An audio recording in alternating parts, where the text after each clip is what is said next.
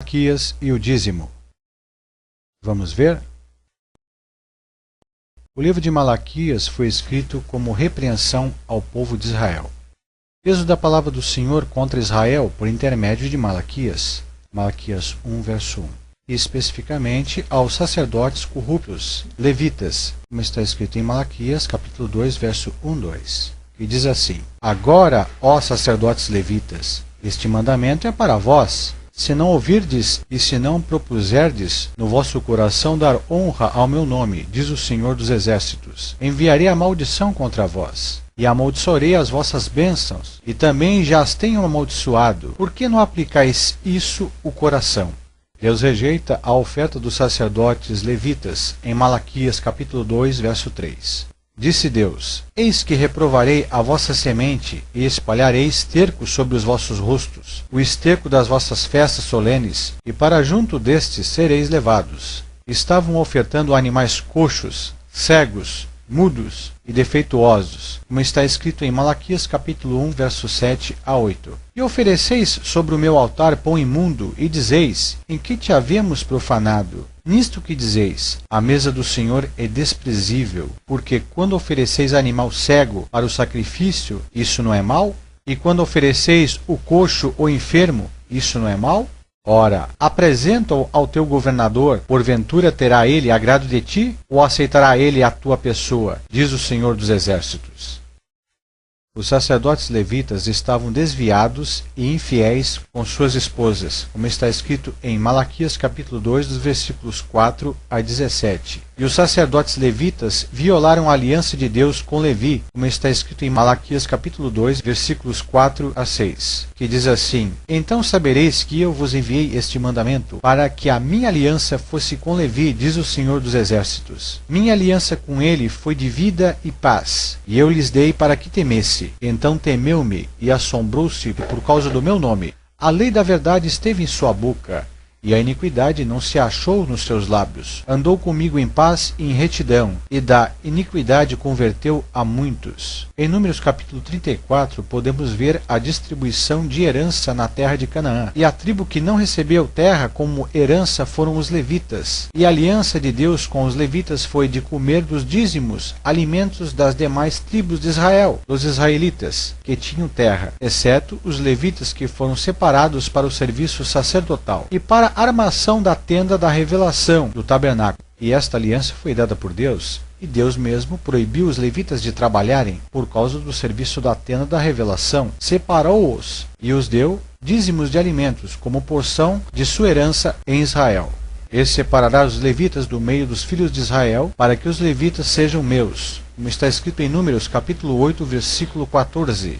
A escolha dos levitas e os tesoureiros, administradores do ajuntamento dos alimentos trazidos pelas outras tribos, onde seriam estocados nas câmaras, nos depósitos de alimentos ou casa do tesouro. Também no mesmo dia se nomeará homens sobre as câmaras dos tesouros, onde se estocava os dízimos, alimentos vegetais e animais, das festas alçadas, das primícias, dos dízimos, para ajuntarem nelas, dos campos, das cidades, as partes da lei para os sacerdotes e para os levitas, porque Judá estava alegre por causa dos sacerdotes e dos levitas que assistiam ali, como está escrito em Neemias, capítulo 12, versículo 44. Por isso, Levi não tem parte nem herança com seus irmãos, ou seja, os israelitas judeus. O Senhor é a sua herança, como o Senhor teu Deus tem lhe falado, como está escrito em Deuteronômio, capítulo 10, versículo 9. E eis que aos filhos de Levi tenham dado todos os dízimos em Israel, por herança, pelo ministério que executam, o ministério da tenda da congregação, como está escrito em Números, capítulo 18, versículo 21.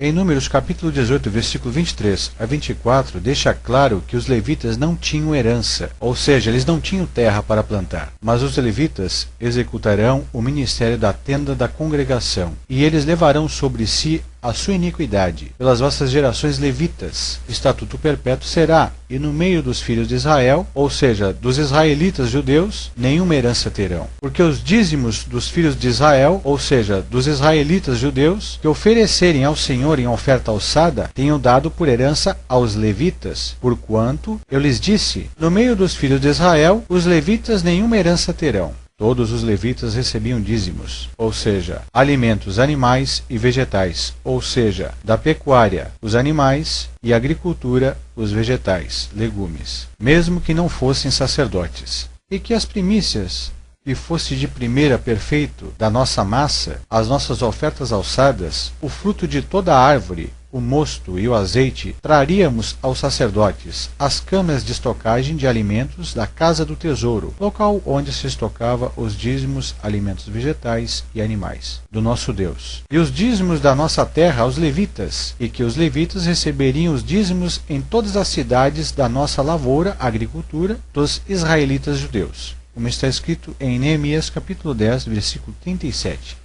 Nossa lavoura, terra dada a outras tribos de Israel, exceto aos levitas que não tinham terra para plantar.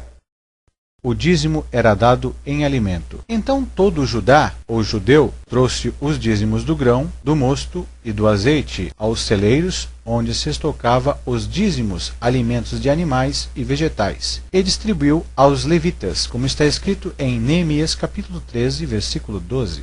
O dízimo era dado em animais. No tocante a todas as dízimas do gado e do rebanho, tudo o que passar debaixo da vara, ou seja, o 10º animal, que era o dízimo, será santo ao Senhor e entregue aos levitas, como está escrito em Levítico, capítulo 27, versículo 32.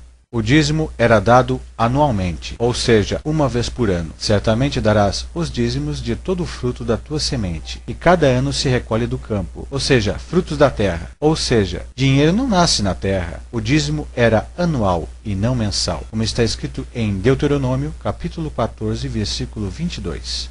O dízimo trienal, ou seja, o dízimo do terceiro ano, era para órfãos, viúvas, levitas e estrangeiros. E te alegrarás por todo o bem que o Senhor teu Deus te tem dado a ti e à tua casa, tu e o levita e o estrangeiro que está no meio de ti. Quando acabares de separar todos os dízimos da tua colheita, agricultura, vegetais, no ano terceiro ou terceiro ano, que é o ano dos dízimos, então os darás ao levita, ao estrangeiro, ao órfão e à viúva, para que comam dentro das tuas portas e se fartem, ou seja, fiquem satisfeitos, como está escrito em Deuteronômio, capítulo 26, versículo 12.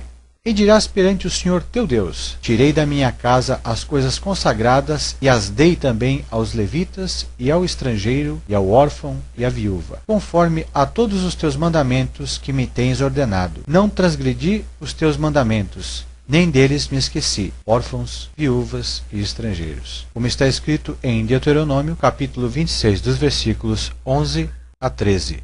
Resumindo, a profecia dada a Malaquias, o mensageiro, foi nos tempos equiparados a Neemias, quando restaurou a casa do Senhor e pôs ordem na casa, porque os levitas estavam desamparados, sem mantimentos, ou seja, alimentos vegetais e animais para sobreviverem, e foram para os campos trabalharem, e isto estava contra os mandamentos que Deus ordenou a Israel, pois os sacerdotes, estando desviados, não atentaram para o cumprimento da aliança de Deus com Levi, e o sustento dos sacerdotes que viria das demais tribos de Israel, os israelitas, que alimentariam os levitas, como Deus ordenou. Então fica bem claro que o mandamento de repreensão foi para o povo da nação de Israel, para os israelitas levitas, e nada tem a ver com nós brasileiros e de outras nacionalidades. Mediante o concerto que Neemias estabeleceu, todos os dízimos foram trazidos e os levitas voltaram para o templo, pois havia comida para eles. E as câmaras do depósito onde eram estocados os dízimos, alimentos vegetais e animais, casa do tesouro, estavam fartas, cheias, dando sustento aos levitas, órfãos, viúvas e estrangeiros. Quanto a Malaquias 3, notamos que Deus manda trazer somente dízimos, alimento animal e vegetal, para as câmaras do depósito do templo, ou seja, a casa do tesouro, para que haja comida, alimento animal e vegetal, ou mantimento, em minha casa. Isto é, mantimento é igual produtos alimentares do campo, agricultura, e da pecuária, criação de animais. Em relação às ofertas, não manda trazê-las para a casa do tesouro, câmaras do depósito de comida do templo. E as ofertas para perdão de pecados não era dinheiro, e sim animais, que o próprio Deus nem atentou para as ofertas de animais, como coxos, cegos, defeituosos, que vinham oferecendo nesses templos. Isto que era roubar a Deus, achando que estava enganando a Deus com ofertas de animais defeituosos. Deus os mandou tornar-se para ele em quê? Dízimos, alimentos para sustento dos levitas, aliança de vida e paz. Ofertas, animais sem defeito para ser como holocausto ao Senhor, simbolizando o sacrifício de Cristo, Cordeiro Imaculado, sem defeitos, pois naquele tempo o homem pecava e oferecia um animal para perdoar seu pecado. Nos tempos da mensagem de Malaquias, já haviam quem recebesse salário. O jornaleiro israelita judeu, ou seja, o trabalhador que trabalhava por uma jornada, um dia para receber salário, que não era levita, como está escrito em Malaquias 3,5, e não eram em alimentos, e sim em quantia mesmo, era em dinheiro. E que os levitas, desviados do estatuto de Deus, determinou que receberiam todos os dízimos, ou seja, alimentos vegetais e animais para seu sustento dado por Deus conforme. Números capítulo 18, versículo 21. E em Malaquias capítulo 3, dos versículos 5 a 7, os sacerdotes desviados dos estatutos são repreendidos, e Deus os chamam de ladrão, porque corromperam a aliança de Deus com a tribo de Levi. Malaquias capítulo 3, verso 9. Eles atraem maldição devido à violação da aliança, e a nação de Israel é acusada de roubar a Deus. Com maldições sois amaldiçoados, porque a mim me roubais. Sim, toda esta nação levita, israelita, não se refere às nações, e sim a uma só nação, ou seja, nação israelita, ou seja, nação de judeus, comparando o verso 12. E todas as nações, ou seja, outros países, vos chamarão bem-aventurados, porque vós sereis uma terra deleitosa, ou seja, produzirá muito alimento, diz o Senhor dos Exércitos. Aqui Deus fala de outras nações observando a prosperidade de Israel, mediante a obediência de observarem os estatutos. Repreenderei o devorador, que não é o demônio, e sim um gafanhoto devorador. Versículo 11. Não é dinheiro que faz isto, ou seja, repreender o devorador. É o próprio Deus. Devorador, segundo a Bíblia, nunca foi demônio, e sim gafanhotos, que Deus enviava como pragas à terra para castigar o povo. E estes gafanhotos Deus os chamava de o meu grande exército. Se fossem demônios, você acha que Deus enviaria demônios contra seu povo? Como está escrito em Joel, capítulo 2, versículo 22 a 27. E eu repreenderei o devorador, ou seja, o gafanhoto, e espantarei a praga do meio da vossa plantação, ou seja, gafanhotos. Trazei todos os dízimos, ou seja, alimentos, animais, grãos, trigo, mosto, azeite. Dinheiro nunca foi pedido como dízimo. A casa do tesouro, ou seja, câmaras do depósito central do templo levita, onde se armazenava o grão, o trigo, o azeite, o mosto, os alimentos, a comida. Para que haja mantimento na minha casa. Mantimento, produtos alimentares, alimento vegetal e animal, comida, ver no dicionário. E depois, fazei prova de mim nisto, ou seja, fazer prova no sentido de crer que não precisa reter alimentos, deixando os levitas desamparados, porque Deus daria muita colheita para fartar, satisfazer a todos. Também fala no sentido de fazer prova, ou seja, experimentai, provai, como se fosse provar algo, de modo literal, a sentir o gosto do mesmo. Abrir as janelas do céu, referente a derramar chuva sobre a terra, molhar a terra. Ver em Gênesis capítulo 7, dos versículos 11 a 12 e Gênesis capítulo 8, versículo 2. Ou seja, derramar chuva para crescer o fruto da terra. Nada a ver com bens materiais como casa, carro, empresa, fazendas e outras coisas materiais. Nem todos eram agricultores, mas era uma bênção para os israelitas quando chovia. Derramar sobre vós uma bênção tal, ou seja, fazer prosperar os campos, de modo a ter fartura, dobrar ou triplicar a colheita, para que possam dar aos levitas, órfãos, viúvas e ao estrangeiro, sem precisar reter, guardar, com medo de faltar, até que não haja lugar suficiente para a recolherdes. Deus promete fazer crescer tanto o fruto da terra que nem haveria espaço nos depósitos do templo, as câmaras da casa do tesouro, para armazenar tanta quantidade que colheriam na safra. Considerações finais. Em Hebreus, nos capítulos 7, 8, 9 e 10, nestes 4 capítulos deixa bem claro a questão do sacerdócio perfeito, que, quando mudado o sacerdote levítico, veio o sacerdócio de Cristo Jesus. E mudando o sacerdócio, se muda a lei, como está escrito em Hebreus, capítulo 7, versículo 12. Portanto, notamos que no Novo Testamento, após a ressurreição de Cristo, não há ninguém dando dízimo em dinheiro, sendo que já existia dinheiro. Exemplo, Judas vendeu o Senhor Jesus por 30 moedas de prata. Mateus capítulo 26, versículos 14 e 15. Por que o Senhor Jesus foi traído por 30 moedas? E a viúva ofertou 2 moedas. Mas dízimos foi mencionado em alimento, hortaliças, endro, cominho, hortelã, como está escrito em Mateus capítulo 23, verso 23. Jamais em dinheiro. E o próprio Senhor Jesus relatou que o dízimo era da lei para o povo de Israel, o mais importante da lei, como está escrito em Mateus capítulo 23, verso 23. O apóstolo Paulo não mencionou dízimos em forma de dinheiro, nem outros apóstolos qualquer deixou exemplo de tal prática.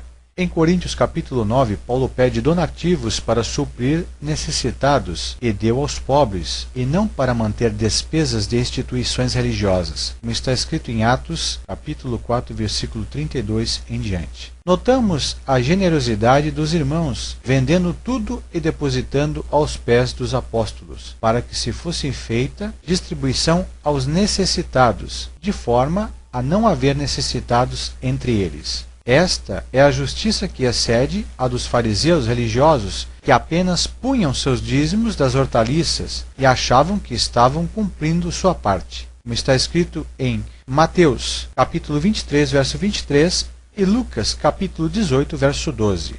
Tal prática dos fariseus mostra religiosidade e eles não praticavam a fé. De fato que quem diz que dizimar é um ato de fé é engano, porque os fariseus dizimavam, mas não praticavam a fé. O jovem rico não foi indicado pelo Senhor Jesus a dizimar, e sim vender e repartir com os pobres os seus bens.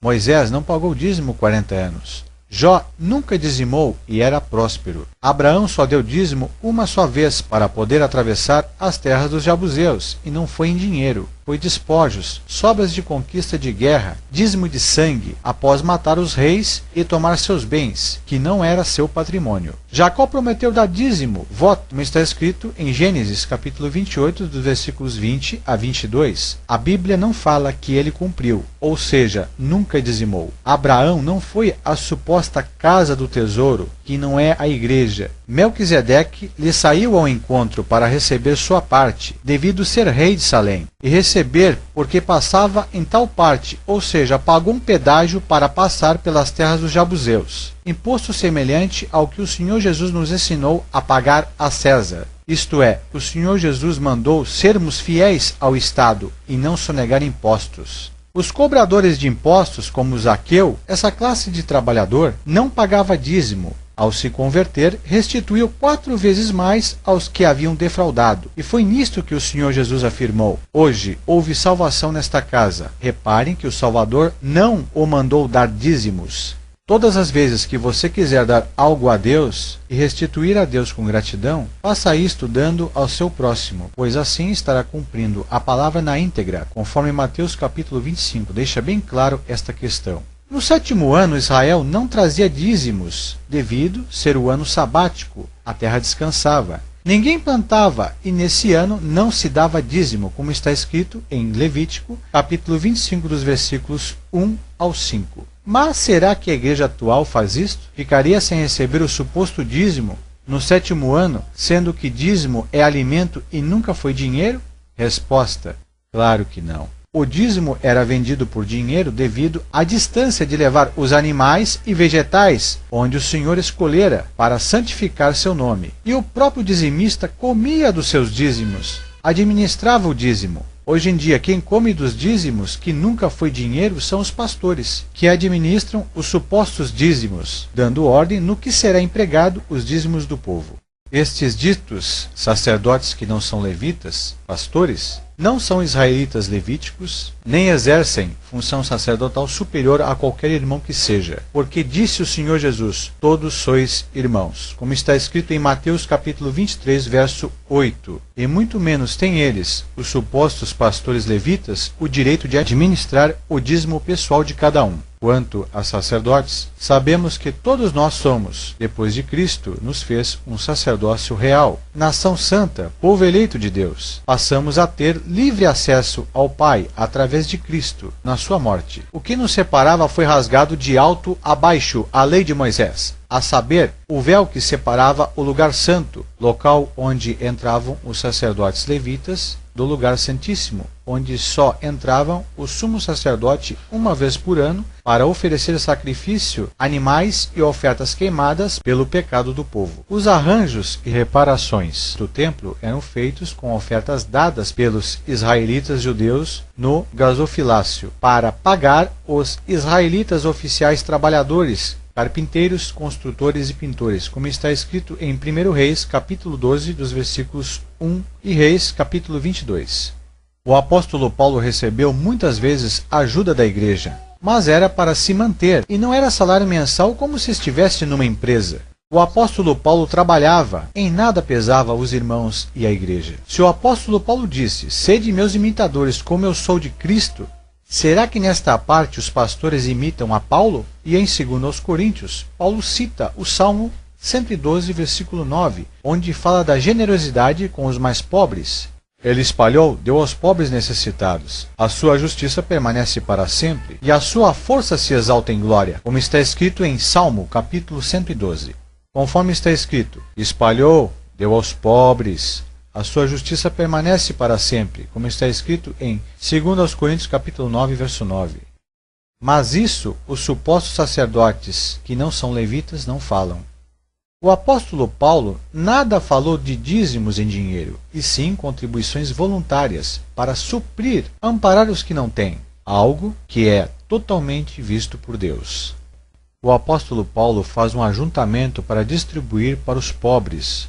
Hoje em dia se faz uma distribuição de envelopes para juntar, não para os pobres, mas para os cofres de uma instituição que se preocupa mais com a posição social, status, templos, fama, nome, competição, TV, rádio, sites, eventos, convites a itinerantes pregadores, shows, viagens, lazer para líderes, carrões, fazendas, casarões, aviões e ainda diz que é a expansão da obra de Deus. Cada dia os patrimônios religiosos estão ainda maiores e o evangelho mais distante da verdade e do que a igreja primitiva pregava e vivia a verdade, tudo por causa de dinheiro. A Bíblia fala para não reter e sim dar e doar o amor, ajudar quem está necessitado.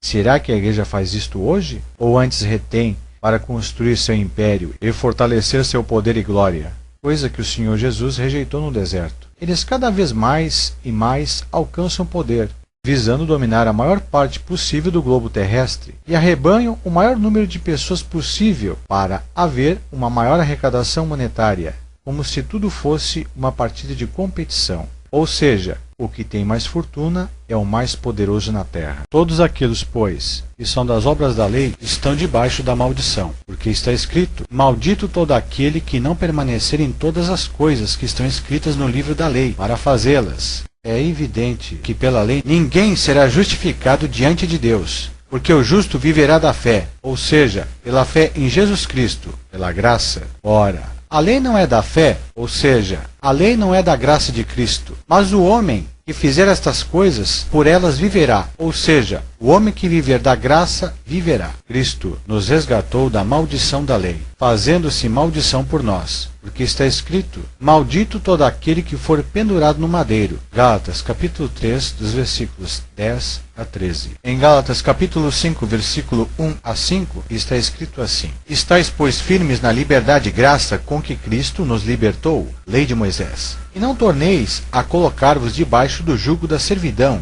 ou seja, da lei de Moisés. Eis que eu, Paulo, vos digo, que se vos deixar circuncidar, isto de nada vos aproveitará. E de novo protesto a todo homem, que se deixar circuncidar, está obrigado a guardar toda a lei, ou seja, 613 mandamentos dos judeus, da lei de Moisés. Separados estáis de Cristo, vós, os que vos justificais pela lei, da graça tendes caído. Gálatas capítulo 5, verso 4. Porque um pouco de fermento leveda, ou seja, um pouco de impureza no que é puro e santo, torna impuro, deixa de ser santo. Porque a fé em Jesus Cristo opera o amor. Portanto, se você busca a servir a Deus em espírito e verdade, é melhor começar a ler a Bíblia e questionar todo esse sistema religioso, pois o intuito deles é apenas arrecadar dinheiro. A salvação fica em segundo plano. São mercenários em busca de riqueza desta terra e, se possível, vão mentir e enganar até os santos escolhidos de Deus por dinheiro. Irmãos, muito cuidado com eles. Porque diz a palavra de Deus: aos que vivem na lei de Moisés, mas os seus sentidos foram endurecidos, porque até hoje o mesmo véu, a lei, está por levantar na lição do Velho Testamento, o qual foi por Cristo Jesus abolido, anulado. E até hoje, quando é lido Moisés, a lei, o véu está posto sobre o coração deles. Mas, quando se converterem ao Senhor, então o véu se tirará, como está escrito em 2 Coríntios capítulo 3, dos versículos 14 a 16. E aqui certamente tomam dízimos os levitas, homens que morrem, pecadores. Ali, porém, aquele de quem se testifica, o Senhor Jesus, que vive, e por assim dizer, por meio de Abraão, até Levi, que recebe dízimos, pagou dízimos, porque ainda ele, Abraão, estava nos lombos de seu pai, Noé, quando Melquisedeque lhe saiu ao encontro. De sorte que, se a perfeição fosse pelo sacerdócio levítico, porque sob ele o povo recebeu a lei, que necessidade havia logo de que outro sacerdote, o sacerdócio de Cristo, o Senhor Jesus, se levantasse, segundo a ordem de Melquisedeque, e não fosse chamado segundo a ordem de Arão, os levitas, porque, mudando-se o sacerdócio levítico, necessariamente se faz também mudança da lei. Porque aquele, o Senhor Jesus, de quem estas coisas se dizem, pertence a outra tribo, tribo de Judá, da qual ninguém serviu ao altar, visto ser manifesto que nosso Senhor Jesus Cristo procedeu de Judá, e concernente a essa tribo, nunca Moisés falou de sacerdócio. E muito mais manifesto é ainda, se a semelhança de Melquisedeque se levantar outro sacerdote, o Senhor Jesus, que não foi feito segundo a lei do mandamento carnal, mas segundo a virtude da vida incorruptível, porque dele, o Senhor Jesus, assim se testifica: tu és sacerdote eternamente, segundo a ordem de Melquisedeque, porque o precedente mandamento, a lei de Moisés, é abrogado, ou seja, anulado, por causa da sua fraqueza e inutilidade. Pois a lei nenhuma coisa aperfeiçoou, e desta sorte é introduzida uma melhor esperança pela qual chegamos a Deus, o Senhor Jesus, o Salvador. E visto como não é sem prestar juramento, porque certamente aqueles sem juramento, os levitas, foram feitos sacerdotes. Mas este, o Senhor Jesus, com juramento por aquele que lhe disse: jurou o Senhor Deus, e não se arrependerá. Tu és, o Senhor Jesus, sacerdote eternamente, segundo a ordem de Melquisedeque. De tanto melhor aliança, a graça, o Senhor Jesus foi feito fiador, ou seja, pagou por nós a lei. E, na verdade, aqueles foram feitos sacerdotes levíticos, em grande número, porque pela morte foram impedidos de permanecer. Mas este, o Senhor Jesus, porque permanece eternamente, tem um sacerdócio perpétuo. Portanto, o Senhor Jesus pode também salvar perfeitamente os que por ele se chegam a Deus, vivendo sempre para interceder por eles. Porque nos convinha ao sumo sacerdote, o Senhor Jesus, santo, inocente, imaculado, separado dos pecadores e feito mais sublime do que os céus, e não necessitasse, como os sumos sacerdotes levitas, de oferecer cada dia sacrifícios, primeiramente por seus próprios pecados e depois pelo do povo israelita judeu, porque isto fez ele, o Senhor Jesus, uma vez, oferecendo-se a si mesmo no madeiro da cruz. Porque a lei constitui sumos sacerdotes levitas a homens fracos, mas a palavra do juramento, que veio depois da lei, a graça, constitui ao Filho, o Senhor Jesus, perfeito para sempre, como está escrito em Hebreus, capítulo 7, dos versículos 7 a 28. E disse-me: estas palavras são fiéis e verdadeiras, e o Senhor, o Deus dos santos profetas, enviou o seu anjo para mostrar aos seus servos as coisas que em breve hão de acontecer. Eis que presto venho. Bem-aventurado aquele que guarda as palavras da profecia deste livro. E eu, João, sou aquele que vi e ouvi estas coisas. E havendo-as ouvido e visto, prostrei-me aos pés do anjo que mas mostrava para o adorar. E disse-me: olha, não faças tal, porque eu sou conservo teu e de teus irmãos, os profetas, e dos que guardam as palavras deste livro. Adora a Deus. E disse-me: não seles as palavras da profecia deste livro, porque próximo está o tempo. Quem é injusto, faça injustiça ainda. E quem está sujo, suje-se ainda. E quem é justo, faça justiça ainda. E quem é santo, seja santificado ainda. E eis que cedo venho, e o meu galardão está comigo, para dar a cada um segundo a sua obra. Eu sou o Alfa e o Ômega, o princípio e o fim, o primeiro e o derradeiro. Bem-aventurados aqueles que guardam os seus mandamentos, para que tenham direito à árvore da vida e possam entrar na cidade pelas portas. Ficarão de fora os cães e os feiticeiros, e os que se prostituem, e os homicidas, e os idólatras, e qualquer que ama e comete a mentira. Eu, Jesus, enviei o meu anjo para vos testificar estas coisas nas igrejas. Eu sou a raiz e a geração de Davi, a resplandecente estrela da manhã. E o Espírito e a esposa dizem: vem. E quem ouve, diga: vem. E quem tem sede, venha. E quem quiser, tome de graça da água da vida. Porque eu testifico a todo aquele que ouvir as palavras da profecia deste livro, que, se alguém lhes acrescentar alguma coisa, Deus fará vir sobre ele as pragas que estão escritas neste livro. E se alguém tirar quaisquer palavras do livro desta profecia, Deus tirará a sua parte do livro da vida e da cidade santa e das coisas que estão escritas neste livro. Aquele que testifica estas coisas diz: certamente cedo venho. Amém. Ora, vem, Senhor Jesus. A graça de nosso Senhor Jesus Cristo seja com todos vós. Amém.